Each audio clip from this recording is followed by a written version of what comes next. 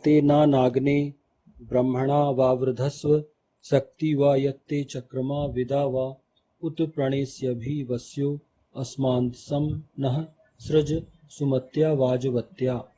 इस ब्रह्म ग्रंथ द्वारा हे अग्नि अविरुद्ध हो, जो हम तुम्हें युगल शक्तिमान अथवा युगल ज्ञानवान करें और उत्तम नेतृत्व करो।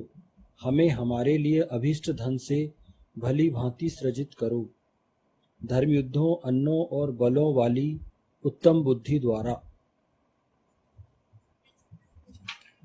ये ऋग्वेद के प्रथम मंडल के 31वें सूक्त का 18वां मंत्र लिया जा रहा है कि आपका भोजन नष्ट ना हो। क्यों? क्योंकि जो बचेगा वो कल आप खाएंगे, तो वो जो अनाज आप खरीद रहे हैं उसमें कमी आएगी ना, तो कोई और उसका उपयोग करेगा। तो ये बहुत छोटी छोटी व्यवस्था है। हमारे देश ने देखा है, हमने देखा है, जब अकाल पड़ा था, हमारे प्रधानमंत्री जी थे लाल बहादुर शास्त्री, उस समय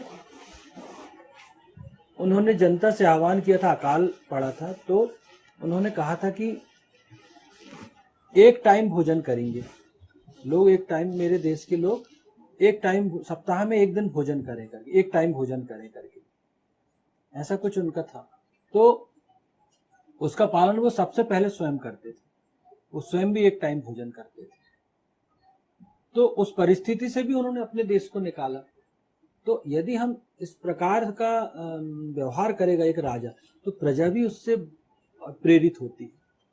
तो हमारे ऐसे प्रधानमंत्री भी हमारे बीच में हुए, हमारे लाल बहादुर शास्त्री, जो अपनी सादगी के लिए और अपनी सौम्यता के लिए जाने जाते थे, जिन्होंने उस पीरियड में, उस जब हम अनाज का अभाव था, उस समय जो लोगों से उन्होंने अपेक्षा की, तो उसको स्वयं भी करके उन्होंने बताया, उस पर स्वयं भी आचरण किया। बल प्रयोग भी उत्तम बुद्धि पूर्वक होना चाहिए। बलों का प्रयोग भी ईशान के आदेशानुसार मानव हित, जनहित तथा विश्वित हेतु किया जाना चाहिए, ताकि व्यक्ति ईशान के अनुग्रह का भली भांति एहसास कर सके। बलवान होना बहुत अच्छी बात है, ईशान कहते हैं हर व्यक्ति को बलवान होना चाहिए, लेकिन बल का प्रयोग भी उत्तम बुद्धि पूर्वक होना चाहिए। अनावश्यक बल का प्रयोग नहीं करना चाहिए। निरीह लोगों पे, सीधे सच्चे लोगों पे अनावश्यक बल का प्रयोग नहीं करना चाहिए। बल का प्रयोग कैसा होना चाहिए? ताकत का प्रयोग हमेशा लोगों की रक्षा के लिए होना चाहिए, लोगों के उत्थान के लिए होना चाहिए, दुष्ट दलन के लिए होना चाहिए, किसी के लिए भी नहीं होना चाहिए। हम इतिहास में पढ़ते हैं, बाली के पास बल था, हनुमान जी के पास भी बल था।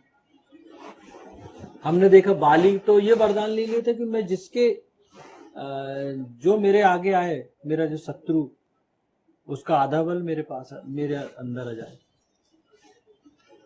तो ऐसा करके अत्याचार करता था, लेकिन वो चीजें उसको कभी वो लोकप्रिय नहीं रहा और वो मृत्यु उसकी भी हुई। लेकिन आज हनुमान जी चिरंजीवी में गिने जाते हैं। क्यों? क्योंकि वो अतुलनीय बलशाली थे। सूर्य को निगल गए, संजीवनी बूटी के लिए गए तो वो पर्वत ही उन्होंने हाथ में ले आए, समझ में नहीं आई बूटी क्या है तो, लेकिन कभी उन्होंने अपनी शक्ति का दुरुपयोग नहीं किया। आप हनुमान जी के जीवन में अगर आप देखेंगे, उन्होंने कभी भी अपनी शक्तियों का दुरुपयोग नहीं किया, अपनी शक्ति का उतना ही प्रयोग किया जितनी आवश्यकता थी, और जहां आवश्यकता थी अनावश्यक प्रयोग नहीं किया।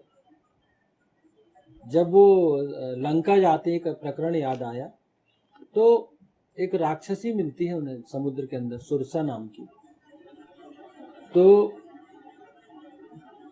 वो कहती है कि यहाँ से मुझे ब्रह्मा का वरदान है कि इस मार्ग से कोई भी जाएगा तो वो मेरे पेट में जाए बिना, जब तक मेरे मुंह में न जाए, मैं उसको अपने मुंह में ले, मुझे वरदान मिला है कि बिना मेरे मुंह में जाए वो व्यक्ति यहाँ से निकल ही नहीं सकता। तो वो कहते हैं, वो बहुत छोटा, वो बोलते चलो ठीक है, वो चले जाते हैं, वो उसके मुंह के अंदर बोलते हैं मुझे आप मेरा भक्षण कर लीजिए। तो वो अंदर जाते हैं और बहुत छोटा सा रूप बना के कान से बाहर आ जाते हैं और आके खड़े हो जाते हैं, भैया देखो आपने क्या कहा था कि ब्रह्मा का वरदान है, तो मैं भगवान ब्रह्मा के वरदान को भी मैंने झूठा नहीं होने दिया, और आपका वरदान भी पूरा हो गया, अब मुझे जाने दीजिए। तो ये एक प्रकरण भी है। तो ईशान विश्वित हेतु अगर आप अपनी शक्तियों का प्रयोग करोगे बल का, तो निश्चित तौर पर आप जो हो वो ईशान के अनुग्रह का एहसास करेंगे, भली भांति एहसास आपको होगा कि ईशान होता है। आप हनुमान जी से सीख सकते हैं, अतुलनीय बलशाली थे वो। आप उनके जीवन से सीख सकते हैं कि बल का प्रयोग कैसे किया जाना चाहिए। ईशान परम परमात्मा के अस्तित्व का प्रत्येक व्यक्ति के हृदयांतर में संस्थापन ही उसे आत्मनिर्भर, धनवान, धर्मयोद्धा, अन्य संपन्न तथा बलशाली बना सकता है। परम पिता परमेश्वर का अस्तित्व अगर आपके जीवन में है, आपके मस्तिष्क में ये बात है कि ईश्वर होता है और ये सृष्टि कोई चला रही है, कोई अदृश्य शक्ति जो निरंतर हमें देख रही है और हमारे कर्मों को वो देख रही है अथवा लेखा जोखा जो भी रख रही है। लेकिन कोई शक्ति है जो देख रही है, जो नियंत्रण करती है, जो अदृश्य शक्ति है। और अगर वो ईशान परम परमेश्वर है, परमात्मा है, हमको ज्ञात हो, तो क्यों ना हम उस अदृश्य शक्ति को ईशान भगवान के रूप में माने, अपने मस्तिष्क में उसका संधारण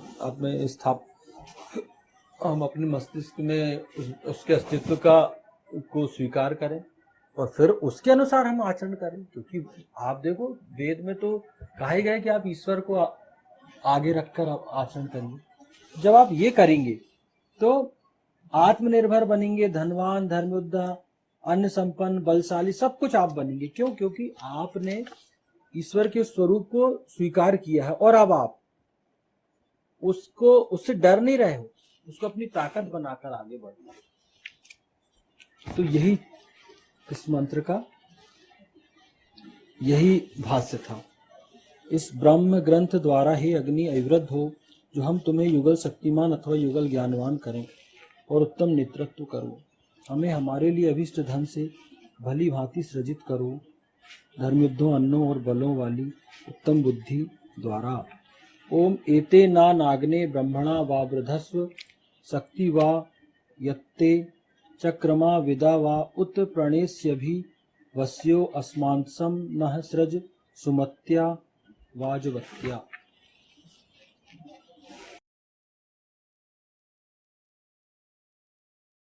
वैदिक पर्सपेक्टिव के इस YouTube चैनल को सब्सक्राइब करें, वीडियो को लाइक व शेयर करें।